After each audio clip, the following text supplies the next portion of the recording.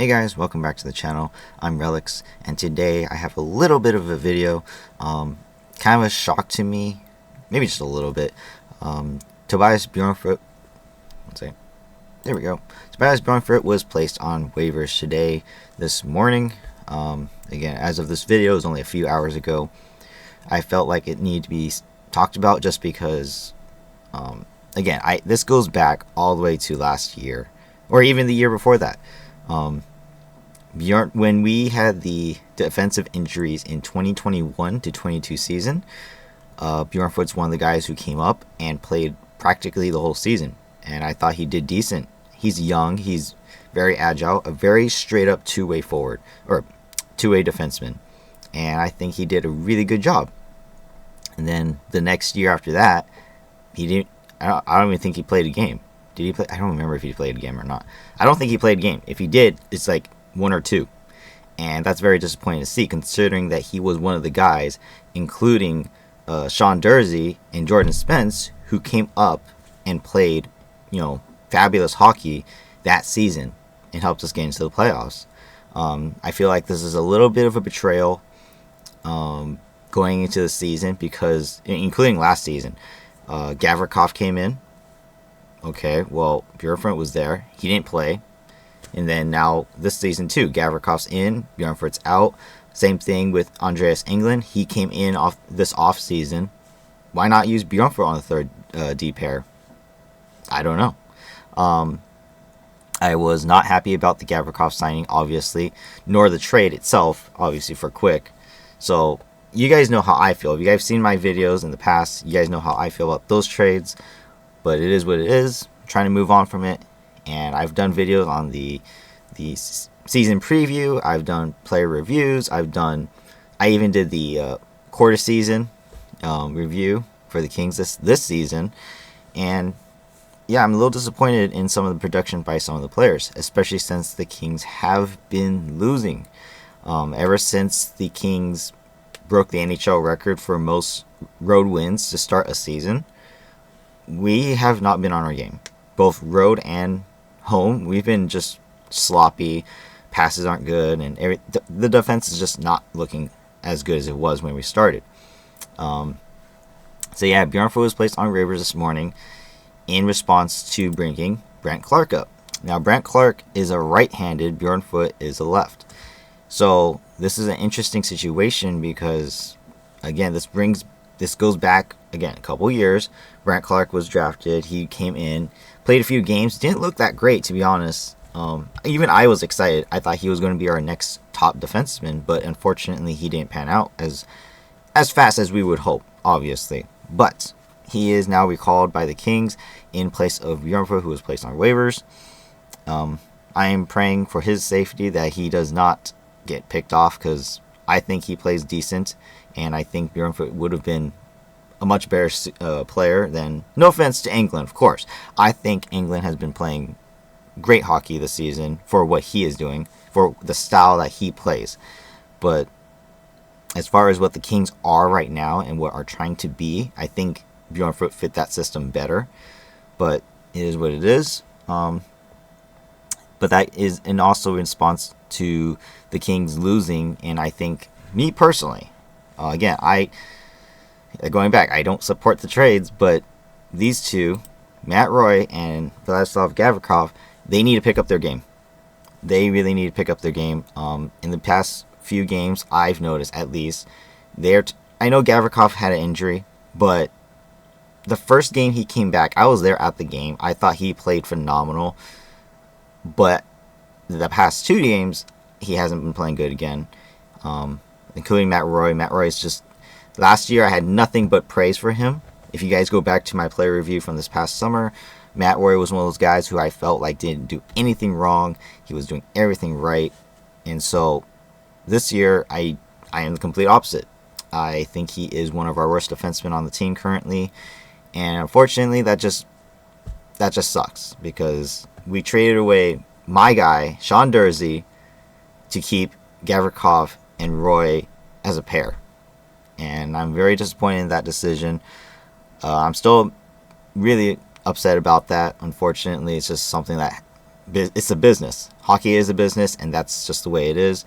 Real quick, I just want to give some statistics. I wrote a bunch down here. Mikey Anderson, and I'm going to go with lefty first. Mikey Anderson, 1 goal, 10 assists, 11 points, plus 14, and he gets an average of 21 minutes. That's great. He plays with Doughty. Of course he does. Gavrikov also plays 20 minutes average per game. He is 3, 7, and 10 with a plus 11. Given that he's missed a few games, that's actually decent stats for the early going, but for how much he is being paid compared to everyone else except for Doughty on the team, he needs to be contributing more. And again, I went over this during the review, or actually I even made his own video that he's staying in LA, that he's got to produce a lot more than he did last year. What I thought he did great last season when he came to us, he needs to do even better, which he has not. He's done worse. So that's a little disappointing. And again, this is a result. The result is that Bjornfot got placed on waivers, and he may get claimed. If not, he's back to Ontario, where he's not going to, really develop much. I think he needs to play in the NHL. And then there's Andreas Englund, who gets an average of 13 minutes per game, the least on the team. He has a goal, 6 assists, and 7 points in +3. Now the +3 I don't mind because he is the third pair D. He's not going to be on the ice as much for the scoring, and obviously you don't expect him to score as much. But overall, 7 points, that's pretty good, including a goal. Gavrikov only has 3 more than him, and Anderson only has 4 more than him. The left D is very weak. I think Bjornfot definitely could play a better game than all 3 of them as far as offense, but defense, obviously that's a different story. However, he is the 7th D. Bjornfot is. Therefore, you need to switch it out. If things aren't working out, you got to switch the D pairs out. You got to switch them around and change them up, at least I think. But going to the right D, obviously Doughty leads the league in time on ice. He has an average of around 25 minutes. I just rounded up and down for the numbers, but yeah, Doughty's about 25 minutes. He's 7 and 12 for 19 points on the season. He leads the team in points, yes. That's great, but not. Doughty's only getting older, so he can't be relied upon to do everything every single year. He has a +12, which is second amongst the D, only under Anderson. But again, Doughty plays empty net situations. Anderson does not. So obviously Doughty's +- is going to go lower than usual. Next up is Roy. He plays an average of 20 minutes. So Gavrikov and Roy both playing average of 20 minutes per game. Roy has 0 goals on the season with 9 assists. He has a +11 as well, which is the same, I think, as Gavrikov, which is good. But again, I don't really care about the statistics as much as the details of the game. I watch all the Kings games. I watch very closely. Roy is one of those players who makes probably the most turnovers out of all the defensemen on the team this year that have played, multiple games. People like Moverari and Bjornfot, they don't count. But yeah, Roy's disappointed me this year, and it's very sad to see that. Last but not least is Jordan Spence. He plays an average of 15 minutes, which is very low for me.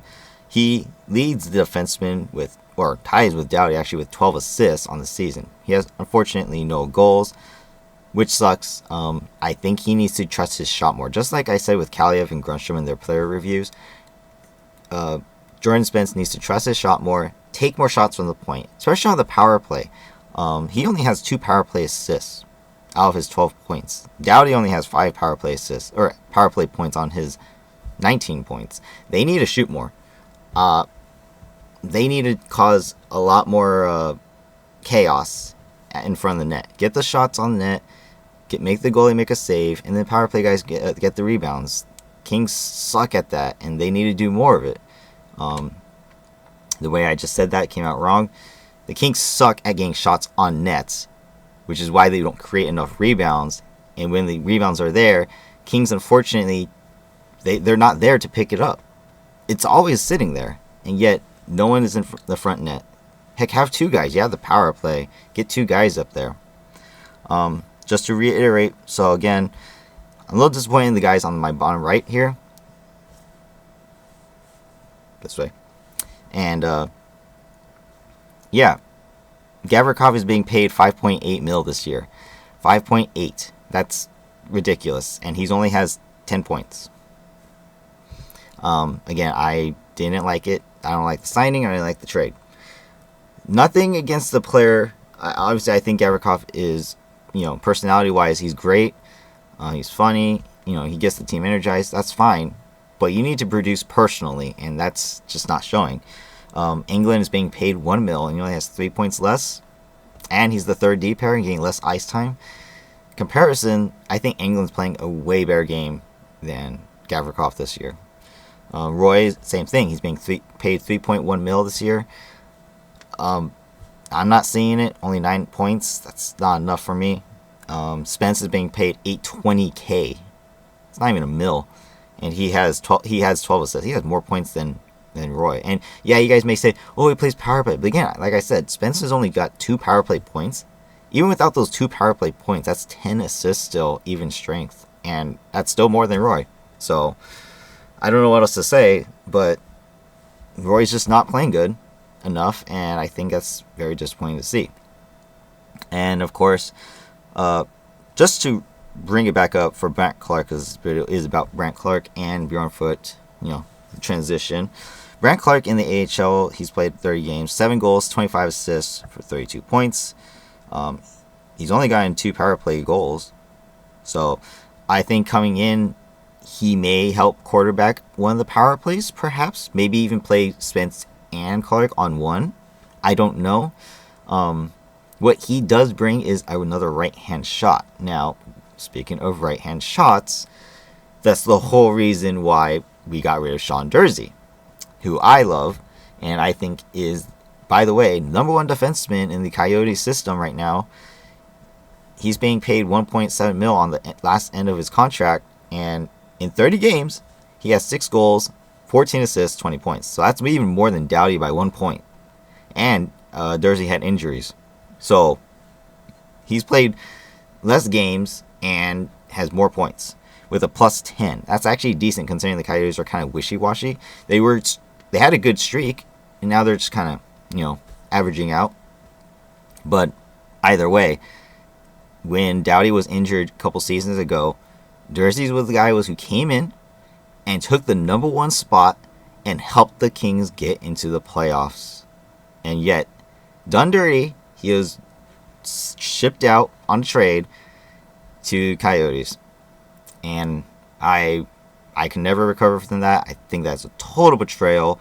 Just like right now, this was a total betrayal for Bjornfot, who played that season as well, and he doesn't get the ice time he deserves. So, yeah, I just really want to get my thoughts out about this because I don't like our defense.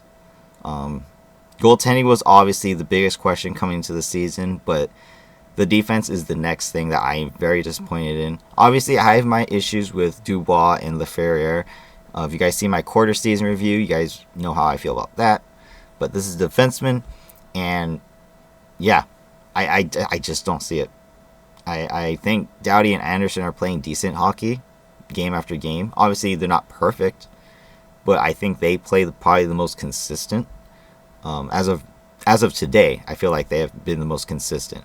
Before, I said England and Spence probably had the best chemistry, but that chemistry's kind of been dying down a little bit, and I'm sad to say that we're losing games because our defensemen are playing bad, and I don't know, maybe this is the change we need. Maybe we do need Brandt Clarke to play the defense. I don't know. I am hoping that he does play good. He does play to the expectations that we were expecting him to play at, and hopefully get the Kings back on track, because everyone in the league is praising us. We're highest in point percentage, we can score goals, we have a strong center depth with all 4, although I would say 3 excluding Dubois, not excluding Lizotte, because Dubois is not doing crap. We have the wingers for each center. Obviously Kempe and Byfield were playing with Kopi, so that's strong. Moore and Deneau. Again, Fiala, he's kind of wishy-washy. He does have a minus on the season, so that's kind of debatable. But he's also there on that second line too. again, excluding Dubois' line, then you go down to Lizotte. He's got Lewis with him as his partner, and they're just amazing. Honestly, Lewis and Lizotte, forecheck is amazing. Again, it just goes up and down the lineup. Every center has their winger with them, and it's just phenomenal hockey up and down. But the defense is just not there for the defensemen. The turnovers, the giveaways, it's been so evident as of late, and unfortunately, these moves are going to be made. I may or may disagree with them, agree or disagree with them, but it's a business, and unfortunately, that's just the way it is. So, all I can do as a fan is just pray that some of these guys step up and take the reins and play better hockey, because we have 8, 11, 12 goals amongst defensemen. And if you include Bjornfot and Movard, that's 8 defensemen, and we only have 12 goals. Doughty has 7 of them. So, as you guys can see, we are clearly not an offensive-defensive team, but we can be. And I think the defensemen have the potential to do that, except they're not taking the initiative, especially for Spence and Doughty. They need to shoot more at the net, cause more chaos in front of the net by getting those shots on net, and Kings need to pick up rebounds. I've said it for quite a bit now. The power play is trash. Again, the first line is predictable. All left-handed except for Doughty. You know who's going to shoot. It's whoever is on the far boards with the left-hand forehand shot, the one-timer. It's the most predictable power play right now. That's why the power play numbers are just going down. So just get Doughty to shoot it. Right-handed shot. All the left-handed guys just go in the front, get the rebound. I know, easier said than done. I'm not a hockey player. I just watch. But I've seen it work before. I've seen it done many times. That's how Kopitar, that's how Byfield, that's how Deneau are getting their goals. They are in the front of the net, picking up the loose pucks and putting it in. And I can't believe we're still going with Kempe, who still misses the net. Fiala, who prefers to pass apparently instead of shooting.